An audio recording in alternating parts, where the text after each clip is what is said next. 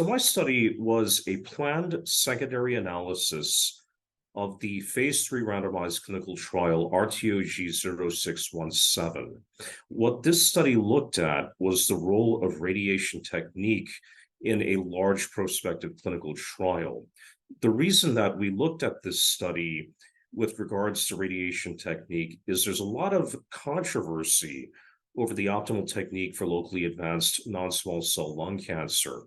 While we've historically used a radiation technique called 3D conformal radiation technique, which essentially treats tumors in straight lines across the body, it'll go from front to back, side to side, and to some degree, we can limit exposure to normal tissues. But there's a more modern technique called intensity modulated radiotherapy, which has really been adopted for a number of cancers over the past couple of decades. For example, head and neck cancer, prostate cancer, gynecologic cancers, brain cancers. Intensity modulated radiotherapy was adopted as long ago as a standard of care because it much more precisely sculpts and molds radiation to tumor targets and dramatically decreases high dose radiation exposure to normal tissue.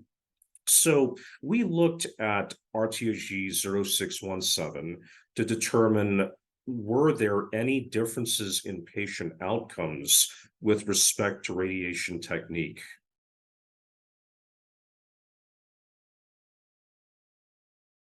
So the study design, again, this was a planned secondary analysis of RTOG 0617 based upon the inherent stratification of the trial. So this trial actually wasn't designed to directly compare 3D conformal and intensity modulated radiotherapy.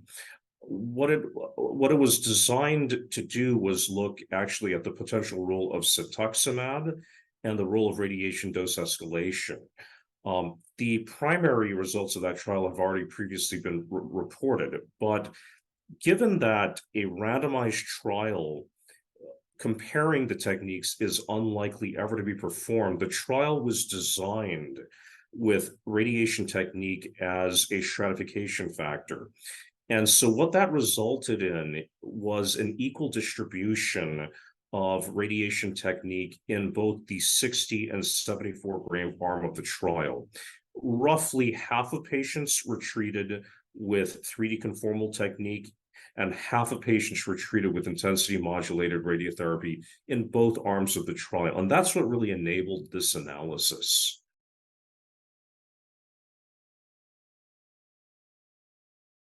There were a number of outcomes we looked at. We looked at 5-year oncologic outcomes like local control, progression-free survival, and overall survival. We also looked at the late toxicity profile and the number of severe side effects that occurred over time, defined as grade 3 or higher. Lastly, we looked at the development of secondary malignancies between 3D conformal and intensity modulated radiotherapy. In looking at the two groups, the intensity modulated radiotherapy group and the 3D conformal group, we saw a dramatic greater than twofold reduction in severe symptomatic pneumonitis. This was really defined as grade 3 or greater pneumonitis, meaning patients requiring oxygen, hospitalization, intubation, or death. This is the most severe kind of pneumonitis, where we were not talking about a cough or something needing a cough drop or something seen on a radiograph. We were talking about the most severe symptomatic cases of pneumonitis. And the intensity modulated radiotherapy group reduced that likelihood dramatically. We also saw that heart doses, specifically the amount of heart receiving 20 gray through 60 gray, was highly correlated with overall survival. And that's important because intensity modulated radiotherapy can be specifically used to reduce these doses. We went further and we looked at a novel radiation dose constraint, specifically the amount of heart getting 40 gray. And what we saw was that constraining the heart's the amount of heart getting 40 gray, or the heart V40, less than 20% is a very important radiation dose constraint for future study and future guidelines. Another fascinating aspect of this study was our analysis of what is called the low dose bath. Historically, there's been a lot of concern about the low dose bath generated by intensity modulated radiotherapy, also known as the lung V5, or the amount of lung receiving 5 gray. We saw no evidence that 5 gray, the V5 on the lung, affected severe toxicity, survival, or the development of secondary malignancies. In fact, the rate of secondary malignancies between intensity modulated radiotherapy and 3D conformal radiotherapy was virtually the same. I believe 6 and 5% respectively. Lastly, I think a very important point to highlight was that when we did the multivariable analysis, there was no association between patient age and long-term survival. And the reason that's important is that we oftentimes will hear people say, well, maybe this person is too old to receive chemoradiation, curative intent chemoradiation for their locally advanced lung cancer.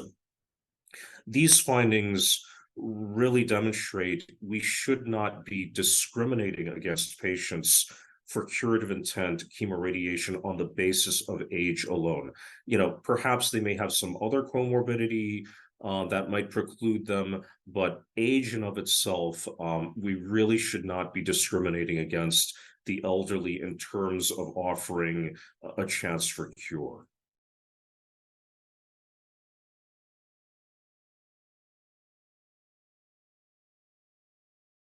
That's a great question. I think there are a number of practice-changing implications in this study. First, and most importantly, this study really establishes intensity modulated radiotherapy as a clear standard of care over 3D conformal radiotherapy.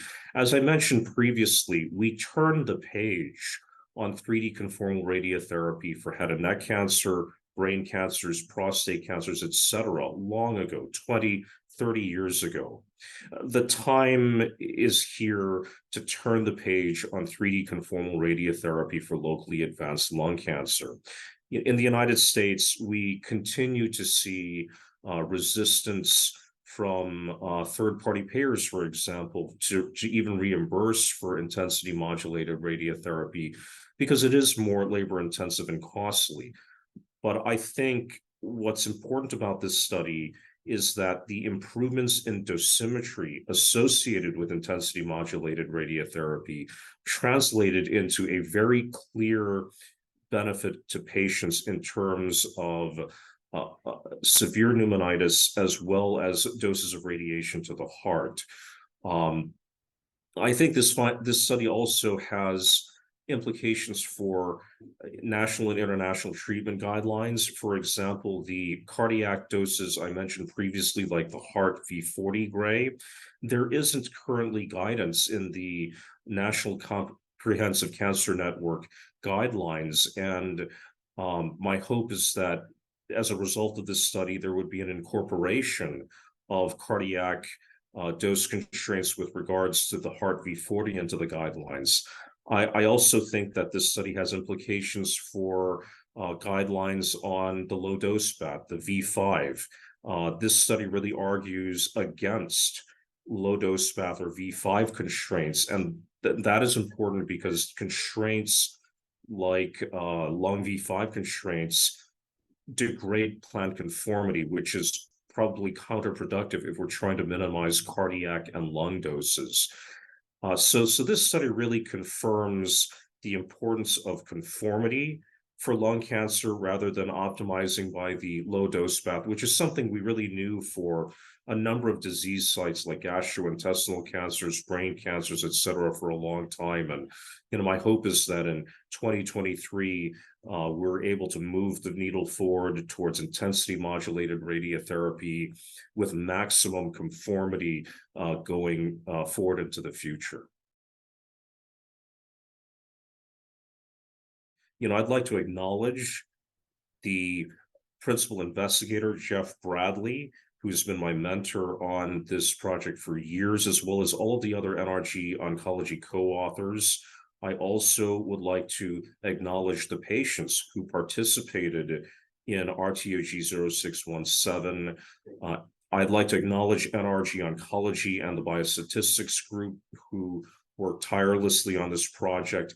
And lastly, the funding provided for this project by the National Cancer Institute and Eli Lilly.